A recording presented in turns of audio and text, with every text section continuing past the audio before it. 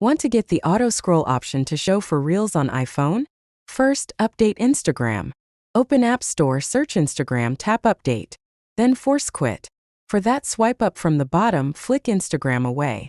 After this, reopen Instagram and head over to the Reels tab, tap the three dots, or long press the reel, and check for auto scroll.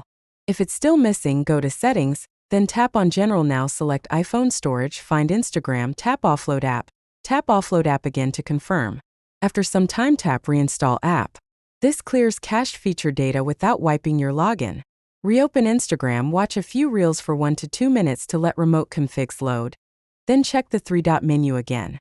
Keep in mind auto scroll is a phased server rollout. If your account isn't flagged yet, you can't force enable it. Just stay updated and repeat a quick check every few days. That's all it takes to troubleshoot auto scroll missing on iPhone.